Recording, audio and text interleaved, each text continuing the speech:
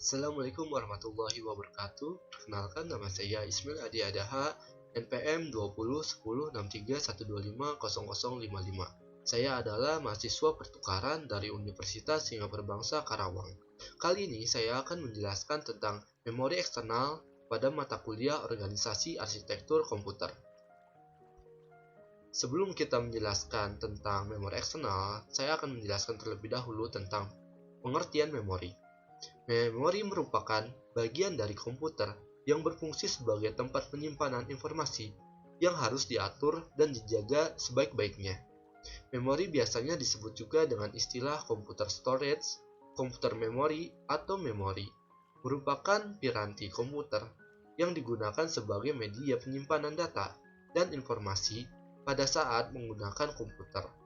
Memori merupakan bagian yang penting dalam komputer modern dan letaknya di dalam CPU atau Central Processing Unit. Pengertian dan konsep dasar memori eksternal. Pengertian memori eksternal merupakan memori tambahan yang berfungsi untuk menyimpan data atau program. Memori eksternal menyimpan data dalam media fisik berbentuk kaset atau disk agar tetap mengaliri transistor sehingga tetap dapat menyimpan data. Konsep dasar memori eksternal yaitu menyimpan data bersifat tetap. Baik pada saat komputer aktif atau tidak, memori eksternal biasa disebut juga perangkat keras untuk melakukan operasi penulisan, pembacaan, dan penyimpanan data di luar memori utama. Memori eksternal juga mempunyai dua tujuan utama, yaitu sebagai penyimpanan permanen untuk membantu fungsi RAM dan untuk mendapatkan memori murah yang berkapasitas tinggi bagi pengguna jangka panjang. Berdasarkan jenis akses data memori eksternal. Berdasarkan jenis aksesnya, memori eksternal dikelompokkan menjadi dua jenis, yaitu yang pertama Direct Access Storage Device atau disingkat DISD, merupakan suatu perangkat simpan yang bekerja dengan cara langsung. Artinya, perangkat tersebut dapat membaca atau menulis langsung di tempat yang diperlukan. Contoh dari perangkat simpan ini adalah floppy disk atau disket, hard disk, dan CD atau DVD. Keuntungan yang diperoleh apabila kita memutuskan untuk menggunakan DISD ini adalah kerjanya yang sangat relatif cepat.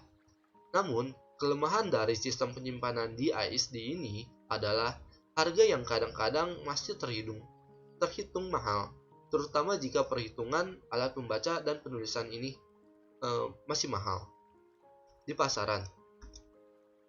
Yang kedua yaitu ada Sequential Access Storage Device atau disingkat SISD. Adalah suatu perangkat simpan yang bekerja secara sekuensial. Yang dimaksud bekerja secara sekuensial di sini adalah perangkat simpan ini bekerja dengan cara membaca atau menulis data secara urut dari awal sampai akhir, tanpa adanya kemungkinan meloncat atau melewati barisan tertentu. Contoh dari perangkat simpan ini adalah kaset atau magnetic tape, punch card, dan punch paper tape. Beberapa keuntungan yang dapat diperoleh dari penggunaan sistem penyimpanan ini adalah yang pertama, organisasi file yang sederhana, yang kedua, jarak setiap aplikasi yang tersimpan sangat jelas, yang ketiga yaitu metode penyimpanan di dalam memori sangat sederhana, dan yang terakhir yaitu sangat mudah digunakan. Berdasarkan karakteristik bahan pada memori eksternal. Pada berdasarkan karakteristik bahan pada memori eksternal ini dibagi menjadi 4. Yang pertama yaitu ada punch card atau kartu berlubang. Merupakan kartu kecil berisi lubang-lubang yang menggambarkan berbagai instruksi atau data. Kartu ini dibaca melalui punch card reader yang sudah tidak digunakan lagi sejak tahun 1979. Yang kedua yaitu ada magnetic disk. Magnetic disk merupakan disk yang terbuat dari bahan yang bersifat magnetik. Contohnya yaitu floppy disk dan hard disk. Yang ketiga yaitu ada optical disk. Optical disk terbuat dari bahan-bahan optik seperti dari resin polikarbonat dan dilapisi permukaan yang sangat relatif seperti aluminium. Contohnya yaitu seperti CD dan DVD. Yang keempat yaitu ada magnetic tape. Magnetic tape terbuat dari bahan yang bersifat magnetik, tetapi berbentuk pita, seperti halnya pita kaset pada tape recorder. Jenis-jenis memori eksternal.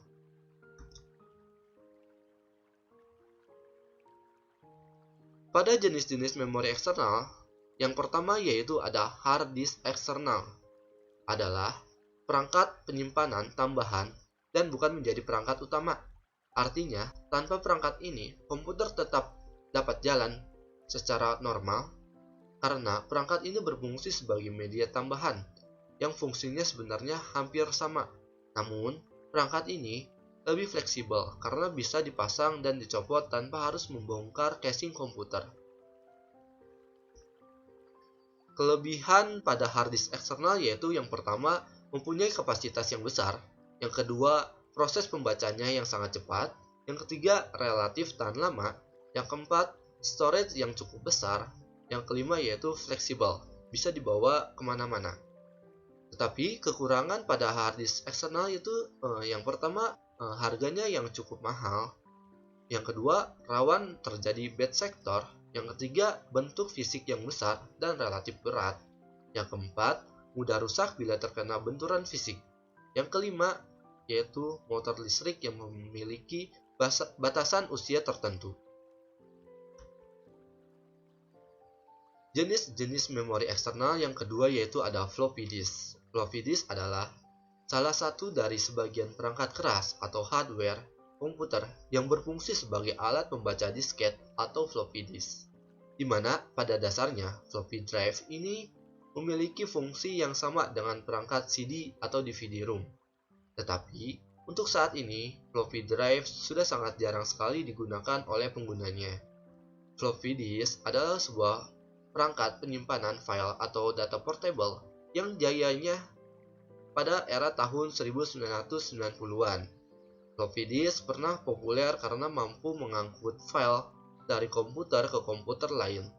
Seiring dengan perkembangan zaman, floppy disk perlahan bergeser dan berkembang pesat teknologi yang lebih maju seperti flash disk maupun hard disk eksternal. Kelebihan dari floppy disk yang pertama yaitu bersifat portable, yang kedua yaitu harganya relatif murah, yang ketiga yaitu sangat praktis, keempat yaitu kompatibilitasnya dengan komputer lama itu sangat sesuai. Yang kelima yaitu mempunyai write protection.